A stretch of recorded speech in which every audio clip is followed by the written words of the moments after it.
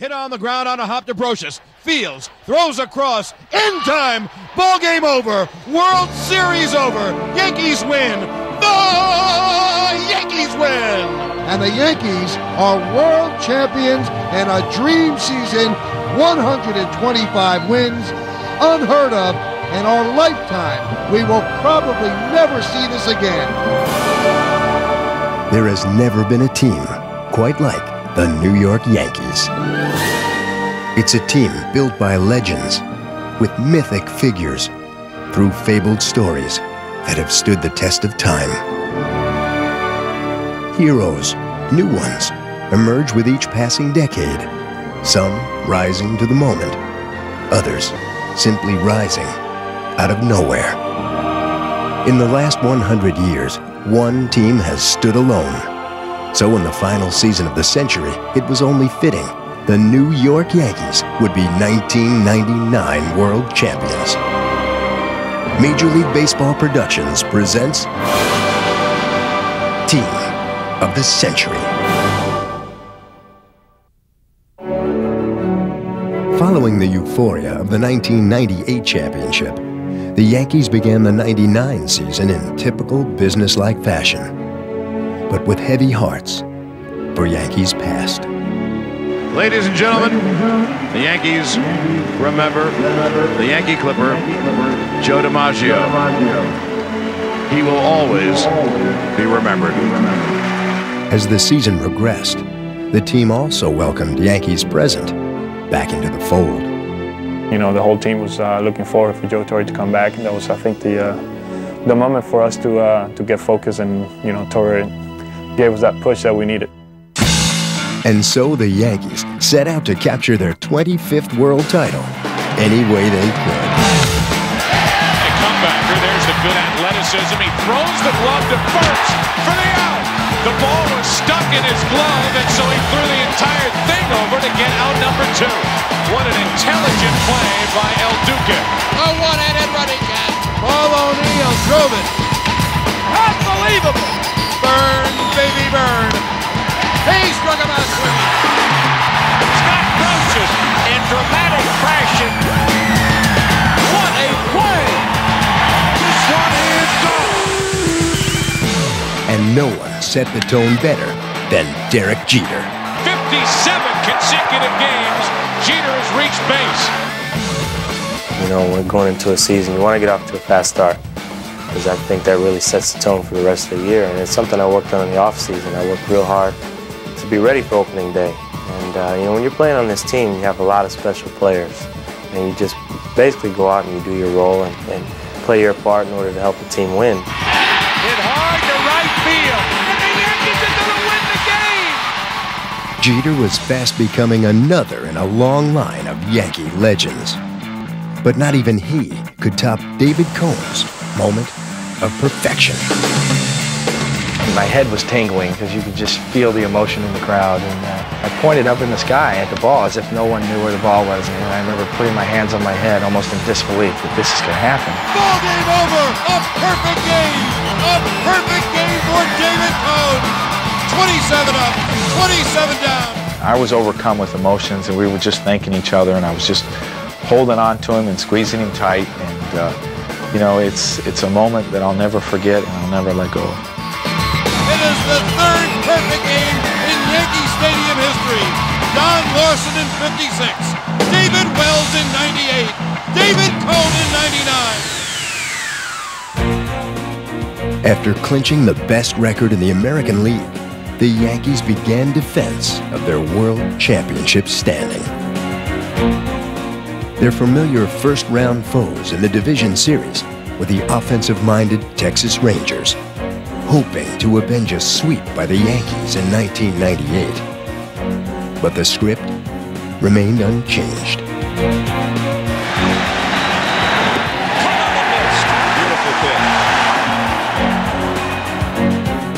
The Rangers lineup, which scored 945 runs in 1999, simply had no answer for Yankees pitching. Blew it right by Rodriguez. For the second straight year, the Rangers managed just 1 run in 3 games. The Yankees had no such problem. Strawberry launches one to deep left center field. Way back at the track, at the wall, and gone. With their mighty arsenal of weapons, the Yankees swept the Rangers for the second consecutive season. New York would play for the pennant. The question was, against whom? Would it be the Cleveland Indians, the first team since 1950 to score 1,000 runs? It certainly seemed so, as they took a 2-game lead over Boston in their division series. But Cleveland was about to get beaten at its own game.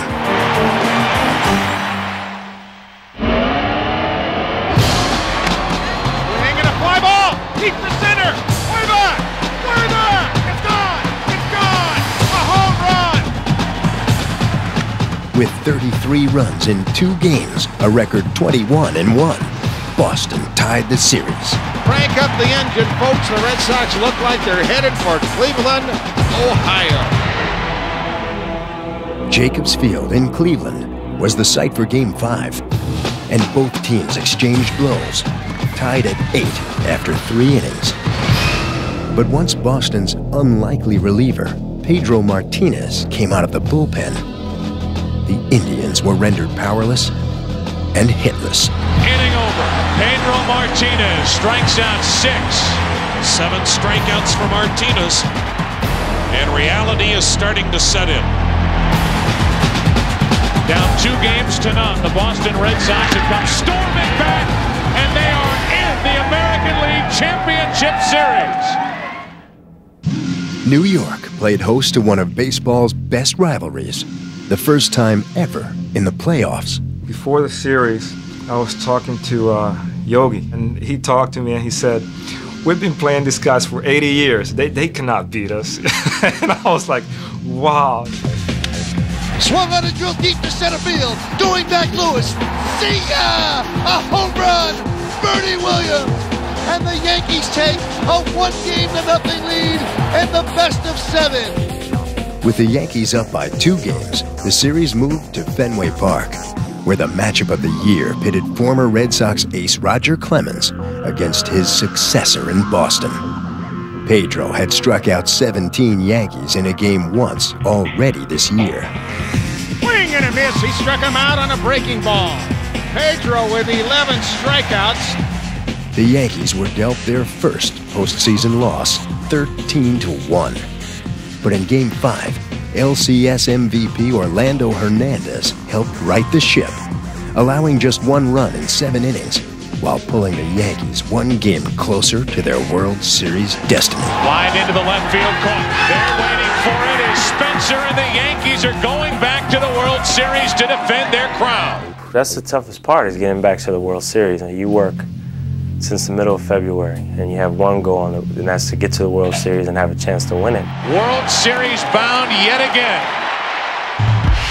In the National League, the Atlanta Braves were the team to beat, having won a Major League high 103 games. The names and faces that symbolized their decade of excellence were back. But in the division series against Houston, new faces played a role. And the Braves take a 3-2 lead on a blast by Brian Jordan. He's now driven in 5. Kevin Millwood pitches a 1-hitter in his first playoff game. Listen to this crowd. Tied at a game apiece in Houston, the series turned with the bases loaded and nobody out in the bottom of the 10th. Smash to short, throwing to the plate, and they get the runner at the plate. An unbelievable play by White. The play of the postseason by Walt Weiss helped propel the Braves to their 8th straight league championship series. Their opponent there was just 1 swing away. High fly ball deep to center field. Back goes Finley, going back. Warning track at the wall, and it's out of here! It's out of here! The Mets win the ball game!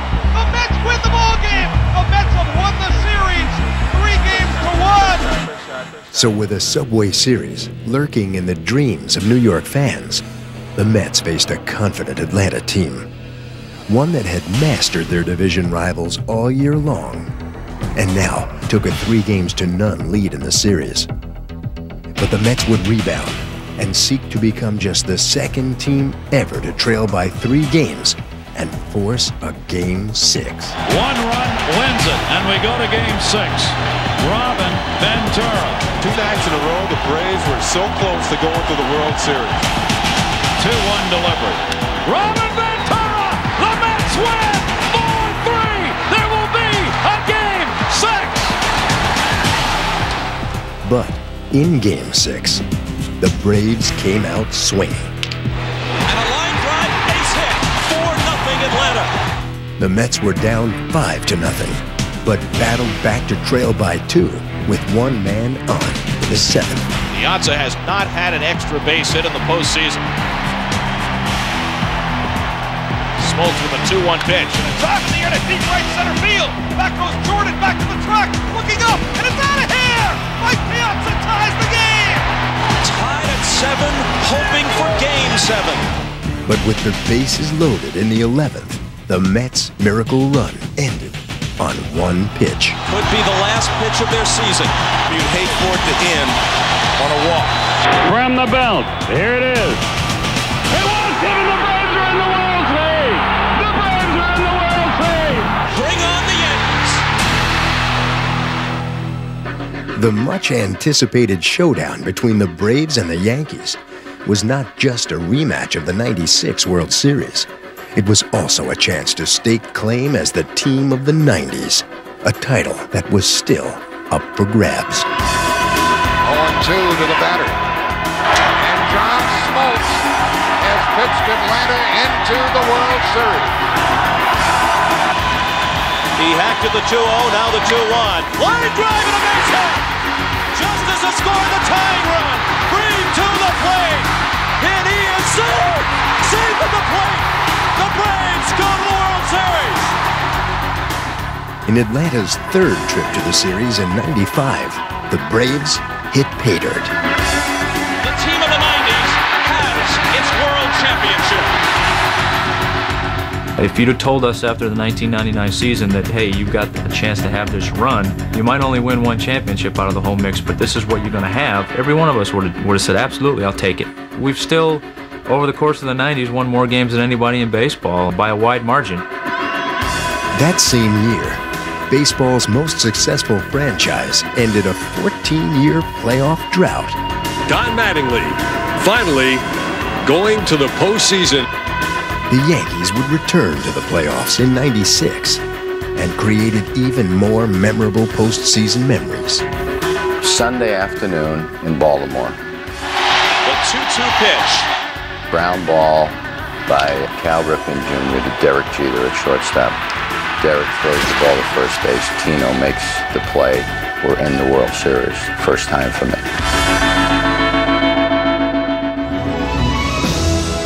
A determined Yankees team would try to regain its past glory against a Braves squad that was making its 4th World Series appearance in 5 years. But Atlanta dominated the first 2 games in New York. Runner goes, hit deep in the air to left field. He has done it again. The 19-year-old goodbye home run. The Yanks went on the road, down by 2. And that's precisely when the pinstripe mystique began to surface. In the air to left field. Back at the track at the wall. We are tied. They are dancing in the streets of New York right now. The Yankees won 3 straight and headed home. Game 6 of '96. To see Joe Girardi get the big triple. He ended up being the World Series hero that night and in our first World Series championship. Swung on and popped up again. Off third. Hayes has room. Hayes makes the catch.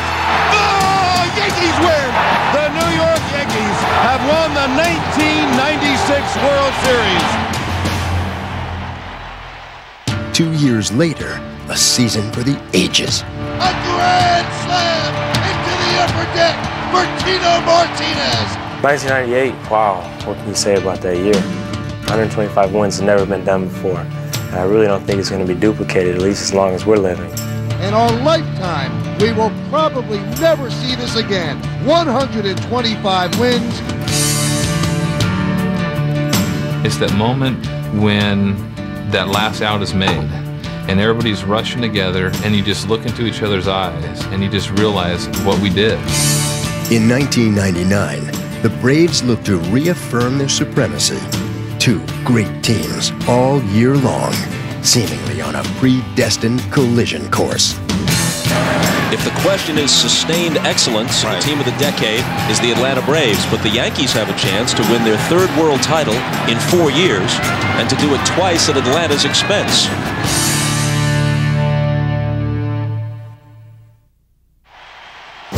It was time to crown the champion as baseball's two marquee teams assembled for Game 1 on a cool October night at Turner Field. Thanks to interleague play, the Braves and Yankees had already met this year, a first for World Series opponents. Now, as Game 1 commenced, a lineup change. The veteran left-hander Tom Glavine, slated to start tonight, has been scratched. He came down with a stomach virus yesterday. Greg Maddux will pitch tonight against Orlando Hernandez. The Cuban right-hander, known as El Duque, began the game with a 4-0 record in postseason play. And in his first inning of work, he showed why.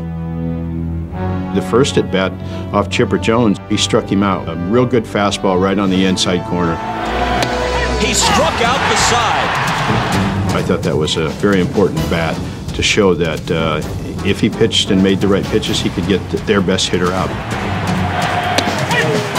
He's got that motion, he's got the arm angles, he throws strikes with the fastball, with the breaking ball. A couple of them swung at a slider for strike 3, and they kind of were walking away looking back like, you know, what was that pitch right there? El Duque, razor sharp through his first 3 innings of work. He probably had the best stuff he's had all year in Game 1 of the World Series. And I guess he couldn't have saved it for a better stage. El Duque struck out 8 of the first 11 batters he faced. He began the 4th inning with his 5th strikeout in a row. But Atlanta's most dangerous hitter was long overdue. Now he has to deal with Chipper Jones. And not even El Duque can survive a misplaced pitch to Chipper. It was supposed to be a fastball away, and the fastball came inside a little bit where Chipper really likes it. 1-0 pitch, swung on and driven deep to right field. Stay fair, ball. Stay fair, it is. Good, home run. And the Braves take a 1-0 lead. You know, he made a mistake and he knew it. The first hit off El Duque is Chipper Jones' first home run of this postseason. I said, forget about that pitch. That's the only run they're going to get. Let's try to keep us in the game so we can score a couple of runs and win the game. Hernandez bounced back, retiring the next 8 batters. By the end of the 7th, El Duque had a one-hitter with 10 strikeouts. He was just overpowering. He was getting everybody off balance. You could feel their frustration as the game went along. But Maddux was mastering the Yankees with equal ease. And this 1-0 game moved into the 8th, looking very much like a classic.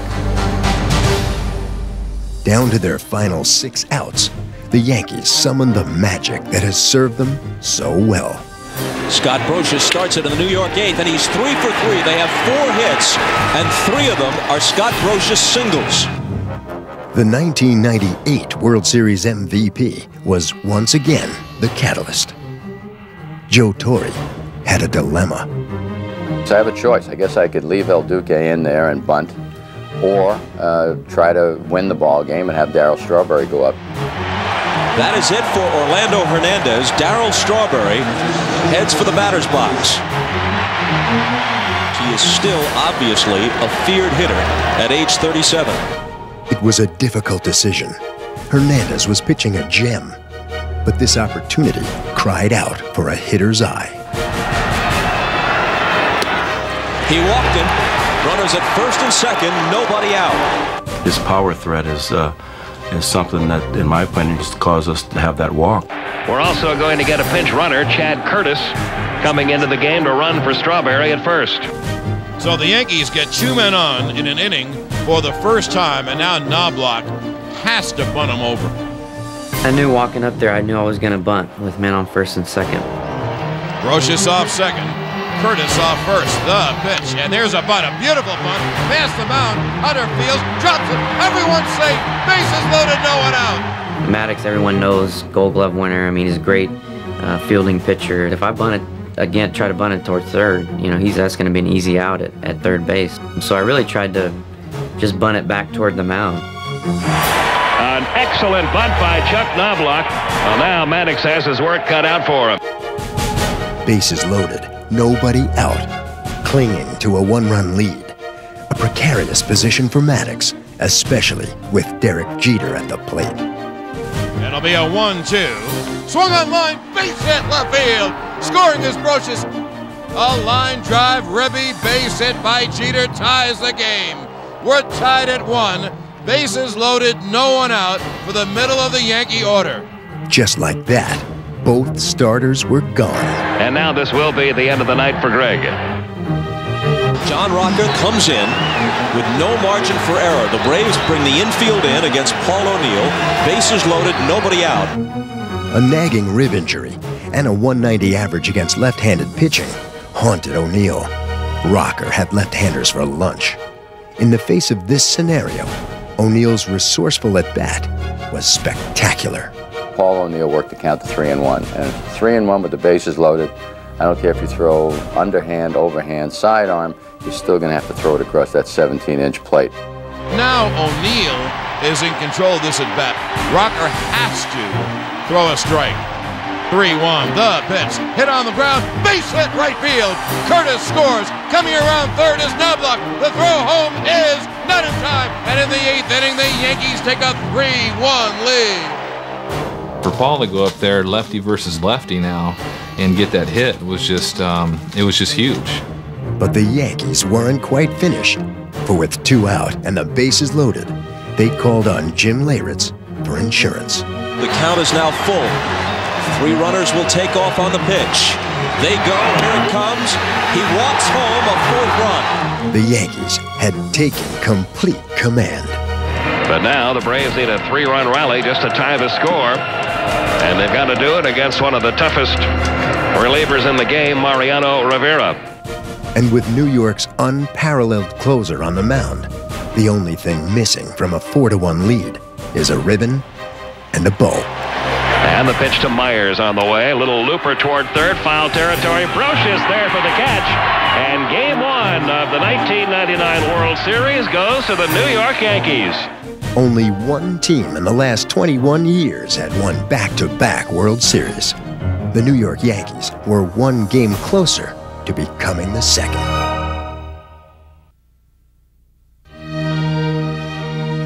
As another chill settled over Turner Field prior to Game 2, thoughts of a summer night in Fenway Park helped to warm the crowd.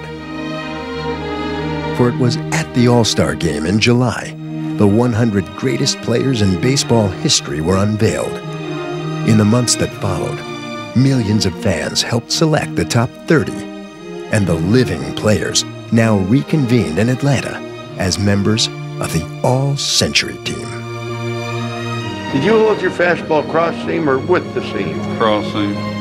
What about if you... If I tried to sink it, I would hold it with the seam. Yeah, okay. Yeah, you could probably make a pretty good ball club out of this, couldn't you? Ladies and gentlemen, please welcome your All-Century Team. You realize how important history is to our sport. I know for me personally, I was very moved by seeing Ted Williams and Yogi and Stan Musial and Gibson and Spahn and Koufax. It was, I mean, these are the greats. Cal Ripken Jr., Johnny Bench, Willie Mays. It was a great honor for me to be a part of that. I think I would have been just as happy being a fan in the stands. Nolan Ryan, Pete Rose, Henry Aaron. We have a World Series game we're getting ready to play, and no one was preparing for it. You know, everyone was sitting there sort of watching with their mouths open. To have all those great players on the same field at the same time, I mean, I got the chills when I was watching it. It's a special moment. Under the specter of a full moon, Kevin Millwood took the mound for Game 2. As usual, the Yankees sought a spark from the top of their order. Those two guys can really light a fire in the beginning of the game, and I think that those are the two key guys that help our offense go. The 0-2. Fastball is lined, base hit, left center field. A leadoff hit for Knobloch. He gives the Yankees a start here in the top of the first. Jeter lines up, base hit over third, toward the left field line. Knobloch with a turn, he hose on. Consecutive singles to begin the game. Not the kind of start that Kevin Millwood hoped for. But precisely the kind of start Paul O'Neill takes advantage of. Another line drive, another base hit. Rounding third, Knobloch, he scores. And the Yankees are quickly on top. Still, the fans could see the light after Bernie Williams grounded into a double play, and Tino Martinez fell behind Millwood 1-2. They come to their feet at Turner Field in anticipation of the pitch that could end the inning and get them out of this, all things considered, with minimal damage. Breaking ball line up the middle. It's a base hit center field. Jeter scores. And it's 2-0 New York. The crowd's been taken out of this game a little bit too. Ricky Leday followed Tino's single with a walk. That put runners on first and second for Scott Brocious. Hit hard, Guillen dives and can't get to it. Martinez rounds third. He'll score. We are off to an unpleasant start here if you're a Braves fan. And if you're not, listen to John Sterling. What an inning for the Yanks. 5 singles in the inning for New York. They now have 11 hits so far in the series, all of them singles. We're not home run hitters, even though we can hit home runs. For the most part, we're line drive, contact guys. I just keep reminding him, thinking small bites, just one run at a time. But those small bites gave David Cone a 3-run lead to chew on. Now, Brian Jordan and the Braves faced a stiff challenge. A 3-run deficit and a seasoned pitcher. Swung and a drive. Deep left field. Back goes Leday to the track, to the wall, and he's got it. The inning is over. On any normal night or day, that ball is probably 7 or 8 rows back in the seats. I thought for sure it was a 2-run home run, and the ball stayed in the park. I thought, there it is. There's the break. We scored 3. They're staring at a 2-run home run that doesn't happen, and there was a big swing of momentum right there. Point, counterpoint. For the Yankees then watched all the breaks go their way in the top of the third, as this game of inches put both Bernie Williams and Tino Martinez on base for Ricky Leday. Leday swings and lines one in deep left center. In the gap, that ball is going to be a base hit. It'll go all the way to the wall. Bernie scores. Tino is held at third. It's a ribby double. It's 4-0. Things are not getting any better, and here comes Bobby Cox, and that's going to be all for Kevin Millwood tonight. Terry Mulholland emerged from the bullpen and retired the first 2 hitters he faced. But the Braves offered little defense, and with Tino now on third, David Cone took an unkind cut. He hits it on a line to Guillen, who drops it. He dropped the ball. He dropped the ball. Everybody is safe. A run scored. When we see errors that are made on the other team, our eyes sort of light up. Make it hurt. You know, that's what we say on the bench a lot of times. Okay, make that one hurt. Let's make it count. You never want to give David Cone a lead because that allows him to use more of the plate. He's almost automatic in the postseason. You know, he's a big game pitcher. David Cone is one of the best big game pitchers of his generation. Mr. Cone is pretty good when the time is needed for a win. This game right here could be his last game in a Yankee uniform. Let's say the Yankees win in 4 or 5 games. There is no second start for David Cone, so he wants to show the boss that he can still be a big game pitcher. And what the boss saw had to make him happy, as Cone held Atlanta hitless through the first 4 innings. It just didn't seem like a typical no-hitter at that point. But I thought maybe in the middle innings I could get something going and maybe get a good rhythm going and get deep into the game and shut him down. And you know, I think that's kind of the way it played out. Atlanta fans suffered through Cone's 7-inning, 1-hit mastery Yankee fans rejoiced. The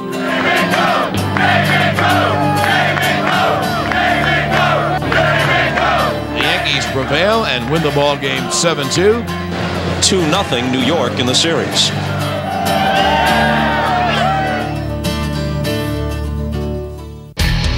Back to New York for Game 3. The fans were thinking sweep.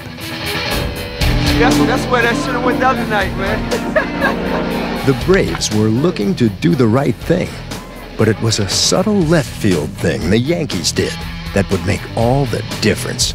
Chad Curtis for Ricky Leday. The New York confidence was high. We won the first 2 in Atlanta, but you can forget about that unless we win Game 3. And we took every game like it was the 7th game, do or die situation. And I really felt that once you have a team down, you got to kill them. The Braves' backs were to the wall. There's a movie written about the pride of the Yankees. I think the Atlanta Braves have a lot of pride too, and I think that's going to show tonight. They have to prove to the world that they're not going to get swept by the Yankees, and if they don't win tonight, it's a great possibility of that happening. After missing Game 1 due to illness, Tom Glavine took center stage for Atlanta. Andy Pettitte would start New York's 200th World Series game, and the Braves would hit him early and often. Now the stretch in the 1-1 coming to Brett Boone. He swings, sends a fly ball, deep right field. Back for it goes O'Neill, still going. He looks up, it's off the wall. Heading for third, Gerald Williams. They'll stop him there. Sliding in safely with a double, Brett Boone. And runners are at second and third, nobody out. Here in the top of the first. Brocious kicks it, picks it up and throws and gets it, but a run scores.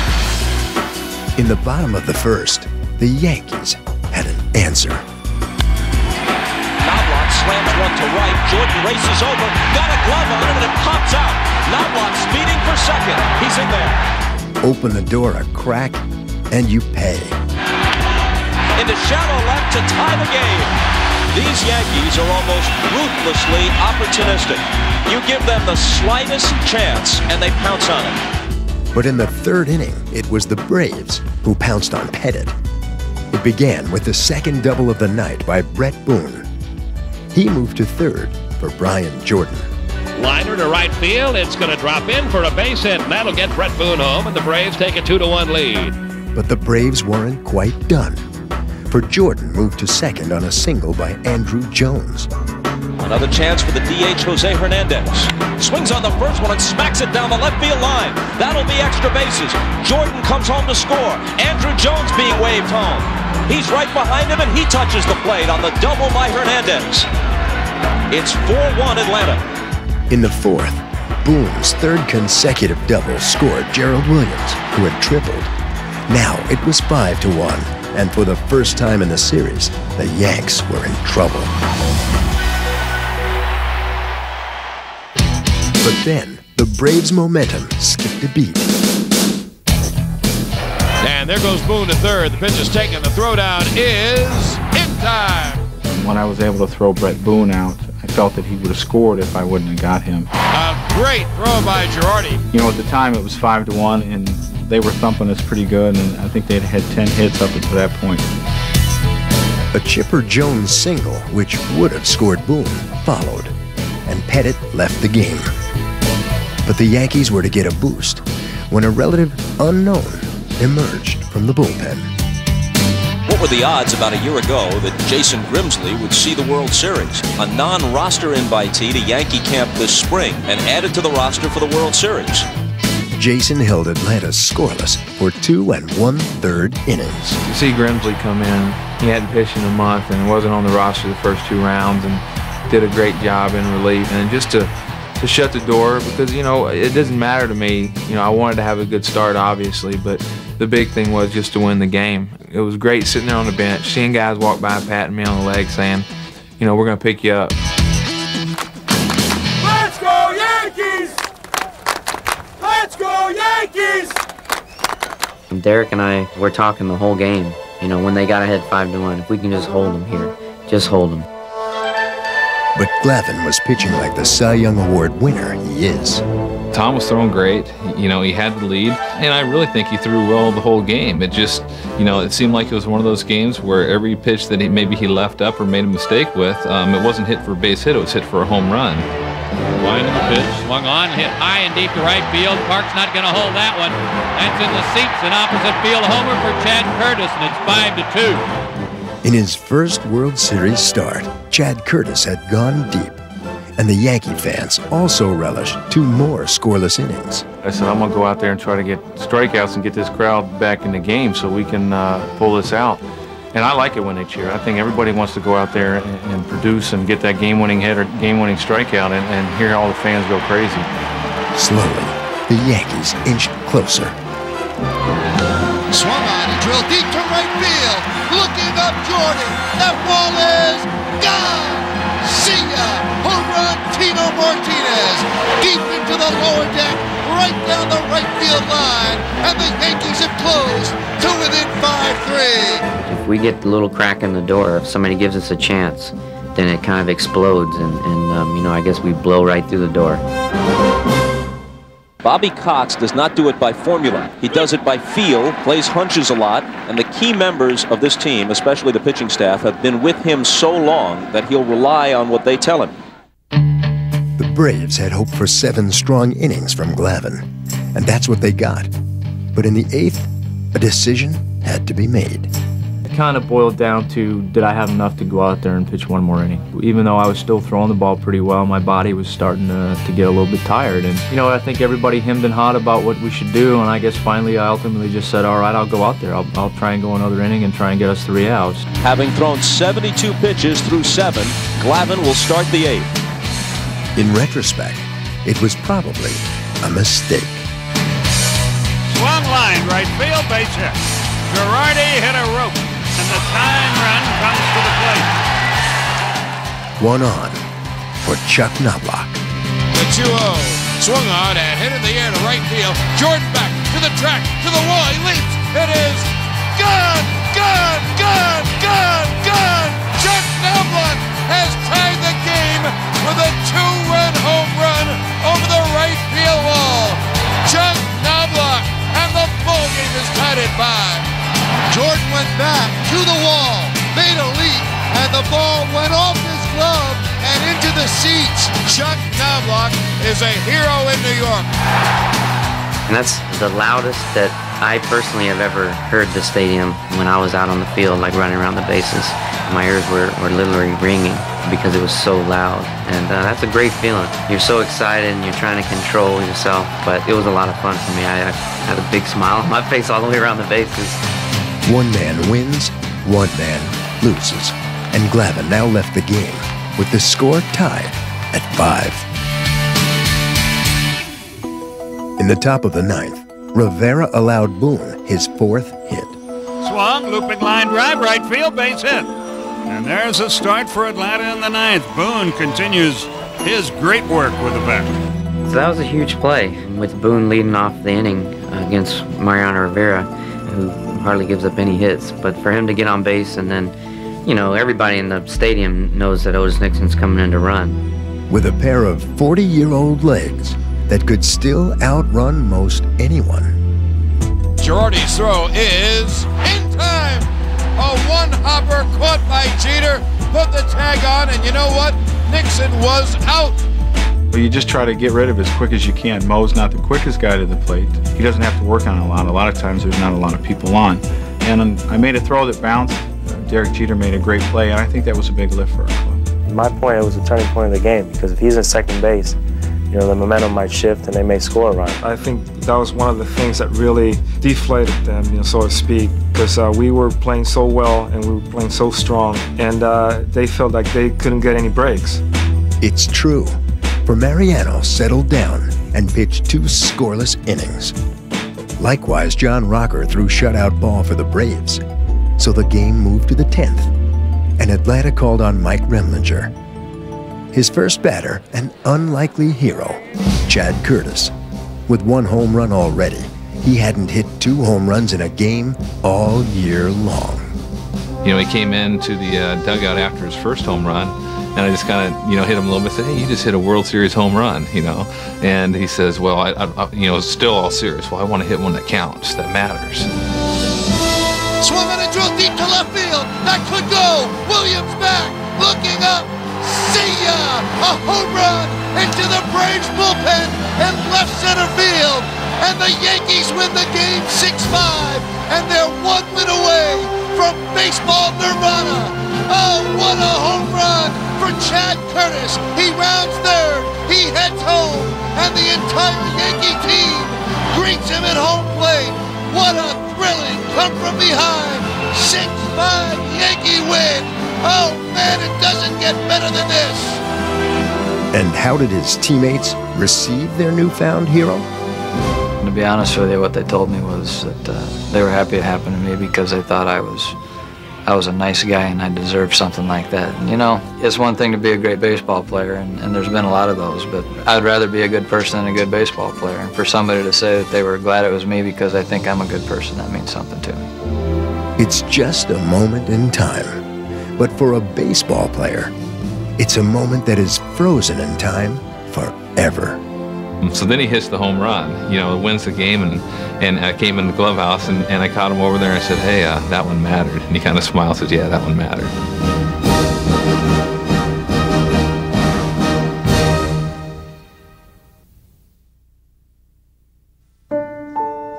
Ball players are, of course, human and subject to the frailties of life. In the past few months, both Scott Brocious and Louis Soho had lost their fathers.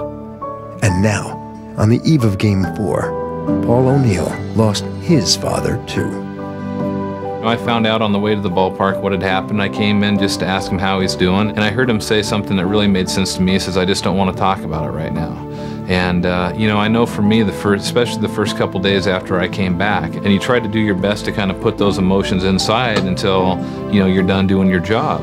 Joe Torre always says that when tragedy in your family happens, probably your greatest sanctuary is between those white lines, and maybe this is the place where Paul O'Neill should be tonight. This is something we've worked hard for, and I know that if his father was here, probably that he'd want him to play, and I think it was a situation where he did the right thing. As Paul took his customary place in right field, starting pitcher Roger Clemens made his customary visit to the center field monuments, seeking inspiration from the Babe. Only 8 pitchers this century had more career wins without a World Series victory than Roger. When a guy is struggling a little bit and not playing up to his expectations or anybody else's, it just means that he's due for a great thing. And he starts the game with a strikeout as Williams chased ball 4. But Clemens would have to beat playoff pitcher extraordinaire John Smoltz, 12-3 lifetime in the postseason. And early on, Smoltz was dazzling. And the 1-2. Strike 3 is called inside corner. The next pitch to Ledet on the way, and he got him looking inside corner. 3-2 pitch. Strike 3 called. Brocious caught looking, and Smoltz strikes out the side.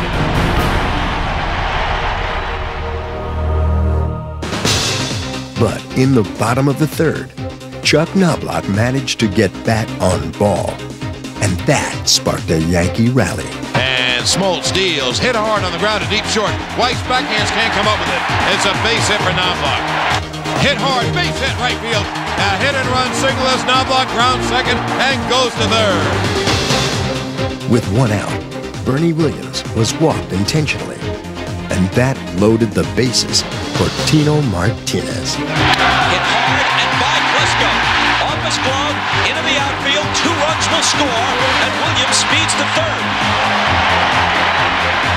Swung on and line like a bullet. Base hit right field. Bernie scores. It's a ribby single for Posada. And the Yankees take a 3-0 lead. It's almost like we wait till our opportunity. And if you let us get a little crack, we're going to make it bust wide open. If you're going to beat the Yankees, you're going to have to make all of the plays. You can't make half of them or 3/4 of the plays. The Yankees did make all the plays in the series, like when the left side of their infield and their pitcher excelled in the 6th. Nice play by Clemens, and Weiss is gone.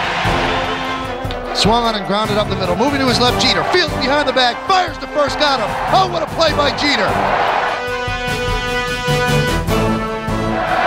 Jones pokes it. Brocious, a great stab. Whirling throw. 3 tremendous plays by New York defensively. Clemens leads the cheering section. And he was very emotional. He was very animated on the mound, and I think he could smell the victory. He could smell the ring. Deep into the 8th, Clemens was pitching 2-hit ball, but his hustle might have spelled his end. Weiss with a bouncer.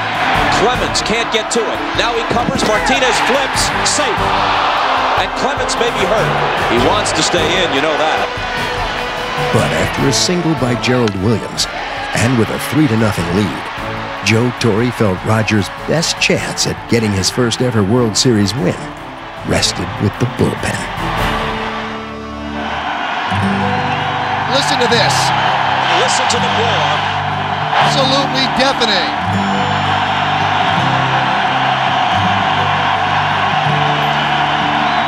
A Red Sox pretty much his whole career, and people say he'll never be able to be a Yankee, and I know how gratifying it is. I know how satisfied he is. And he said, you know, I feel like a Yankee now, and that's just great. When Jeff Nelson allowed a single to Boone to make it a 3-1 game, the call went out for Series MVP Mariano Rivera, who incredibly had not allowed a run in his last 35 appearances. Mariano Rivera, unscored upon in this postseason. He's given up 1 run since mid-July. But to keep these runs from scoring, he'd have to stop Chipper Jones. The 2-2. Swung on and grounded wide at first. Fielded by Soho. Throws to Tino in time. And Rivera gets out of the inning. That set the stage for the legend of Jim Leyritz to grow. Leyritz has always been a dangerous playoff and World Series hitter. He has 7 postseason home runs. Long drive left field. Has Leyritz done it again? You bet. Do you believe that? Jim Leyritz has given the Yankees a 4-1 lead. Amazing. And what a smile on his face. Just what he said when he walked in the dugout, he looked at all of us and said, I don't know, You know, you could send this guy to a resort during the spring and summer as long as he comes back in October.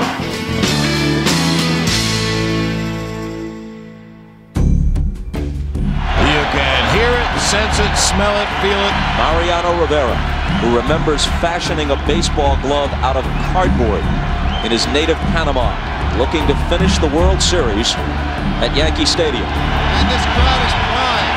The Yankees are primed. Atlanta's last hope is Keith Lockhart, who's 1 for 3.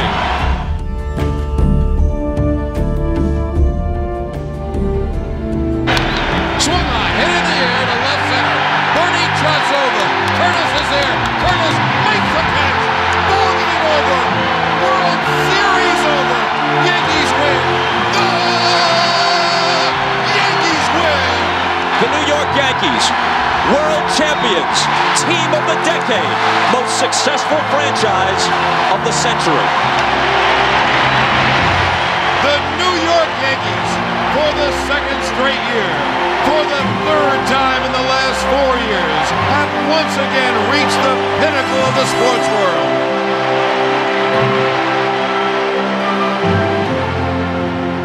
I think you had a lot of guys whose thoughts were elsewhere, you know, whether it's with their families or, you know, Mr. Torre thinking about what he's been through. And it was very gratifying for us to win. You know, we worked this hard and everyone knew we had the team to do it. So it was a special moment, but I do think it was a very emotional time. It's almost like when you have adversity and you're able to overcome adversity and overcome another great team on the field, and, you know, it even makes it sweeter. 25 World Series titles. No one else has more than 9. The first team with back-to-back sweeps since the Yankees of 38 and 39. It's a team of guys that have put personal things aside, that have put individual goals aside for this one team goal. And when you look and you just see in everybody's face, yeah, this is what it's all about. That's what I remember.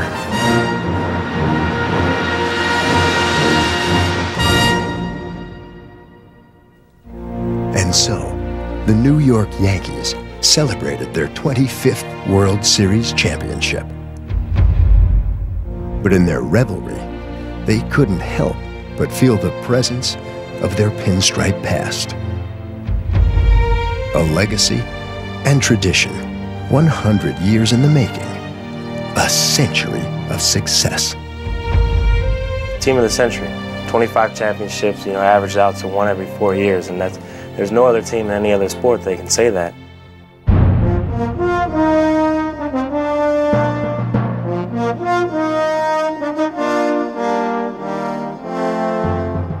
This rare assemblage of talent was called Murderers Row, and many consider it the finest team in baseball history. Well, it's what everybody said it was all about. I finally know what it feels like to be a Yankee. Lou Gehrig batting.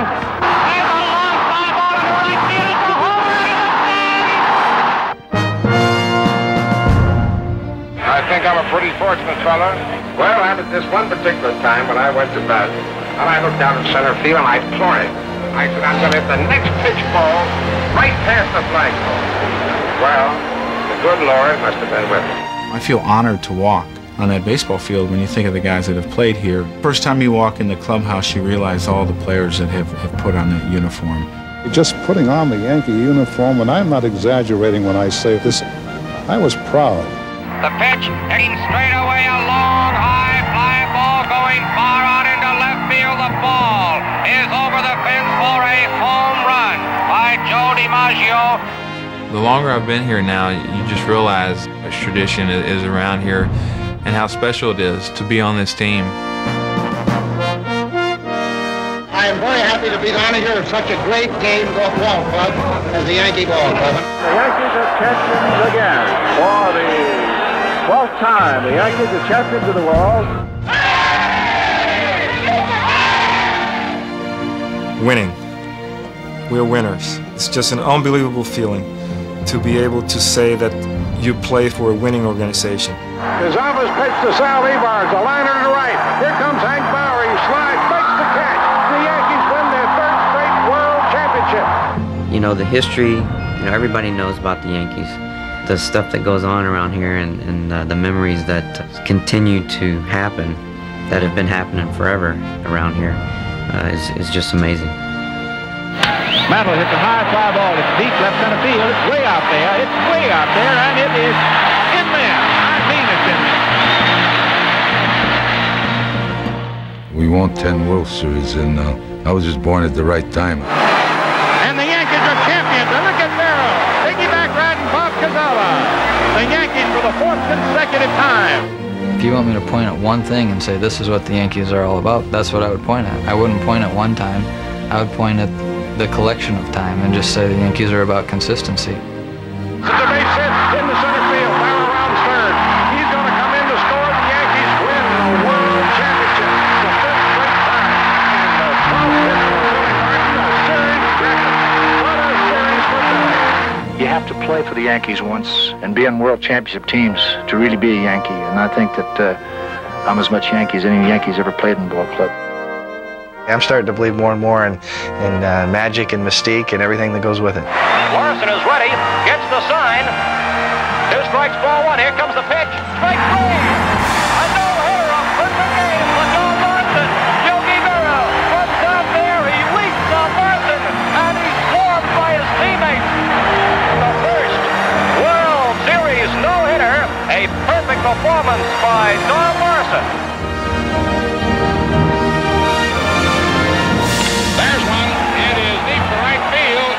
Ball is going, it is gone. Roger Maris gets his first hit of the series, and you can tell when it left the bat that it was gone. Jackson with 4 runs batted in. There's a fly ball to center field and deep. That's going to be way back, and that's going to be gone. Reggie Jackson hit his 3rd home run of the game. Reggie Jackson becomes the 2nd man in World Series history to hit 3 home runs in a game. I was a Yankee fan growing up, so I knew a lot about the tradition, a lot about the mystique of playing here in Yankee Stadium, and I get the chills every time I go on the field.